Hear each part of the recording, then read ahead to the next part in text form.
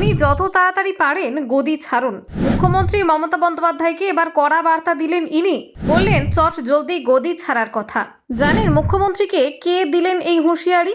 আর কি কাণ্ডে কেন উঠেছে মুখ্যমন্ত্রীর গদি ছাড়ার প্রসঙ্গ দেখুন। কলকাতার আরজিকর মেডিকেল কলেজ হাসপাতালে তরুণী চিকিৎসক ধর্ষণ খুনে উত্তাল পরিস্থিতি গোটা বাংলায়। রাজ্যের সীমা ছাড়িয়ে ভিন রাজ্যেও আরজিকর কাণ্ডের প্রতিবাদে দিন সোচ্চার হচ্ছেন চিকিৎসকরা। তার মধ্যে গোটা বিষয়টা নিয়ে রাজনীতি শুরু হয়ে গিয়েছে। বিভিন্ন রাজনৈতিক দল তাদের মতো করে এই ঘটনার প্রতিবাদ জানাচ্ছে।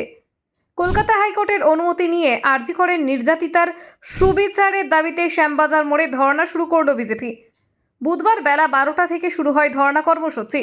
ধর্ণায় হাজির ছিলেন দলের রাজ্য সভাপতি তথা কেন্দ্রীয় শিক্ষা প্রতিমন্ত্রী সুকান্ত মজুমদার, বিধায়ক অগ্নিমিত্রা পাল, সাংসদ জ্যোতির্ময় সিং মাহাতো প্রমুখ।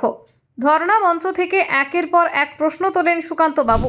সাংবাদিকদের সুকান্ত বাবু বলেন, গতকাল হাইকোর্ট ও সুপ্রিম কোর্ট পর্যবেক্ষণে যা বলেছে তারপরেও কলকাতা পুলিশ সুপার এখনও তার পদে রয়েছেন। ভেবে দেখুন পুলিশ সুপার ও মুখ্যমন্ত্রী ঠিক কতটা নির্লজ্জ। মুখ্যমন্ত্রী কেন পুলিশ সুপারকে বরখাস্ত করছেন না?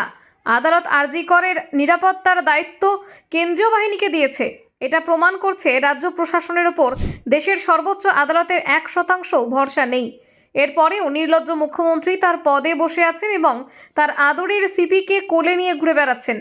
তার দাবি, কাল সুপ্রিম কোর্ট যে প্রশ্নগুলো করেছে তার উত্তর দিতে হবে। তৃণমূলের কেউ উত্তর দিচ্ছে না কেন? এই প্রশ্নগুলোই সোমবার আমি সাংবাদিক বৈঠকে করে বিজেপির পক্ষ থেকে করেছিলাম। কেন সেই প্রশ্নের উত্তর আমরা পাচ্ছি না? মুখ্যমন্ত্রী মমতা বন্দ্যোপাধ্যায়ের পদত্যাগ দাবি করে সুকান্ত বাবু বলেন, পশ্চিমবঙ্গে যে কোনো রাজনৈতিক আন্দোলন করতে হলে আদালতে যেতে হচ্ছে, কারণ গণতন্ত্র নেই। মুখ্যমন্ত্রীকে আর দরকার নেই। উনি যত তাড়াতাড়ি পারেন গদি ছাড়ুন, বাংলার মানুষকে রেহাই দিন।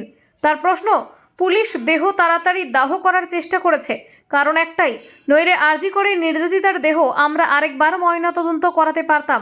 এই ময়না তদন্ত অবৈধ, কারণ এই ময়না তদন্ত সন্ধে 6টার পরে হয়েছে। হাইকোর্টের নির্দেশ আছে, সন্ধ্যের পর ময়না তদন্ত করতে হলে বিশেষ অনুমতি নিতে হবে। আমার প্রশ্ন, এই তাড়াহুড়ো কেন? উদ্দেশ্যটা কি? দুবার ময়না তদন্ত হলে অসুবিধা কার ছিল? কেন তথ্য গোপন করার চেষ্টা? কেন একজন সিভিক ভলেন্টিয়ারকে একজন এএসআই বিশেষ গুরুত্ব দেবে? সুকান্তবাবু জানিয়েছেন 5 দিন চলবে এই ধর্ণা। প্রতিদিন ধর্ণা মঞ্চে হাজির থাকবেন তিনি, থাকবেন অন্য নেতারাও।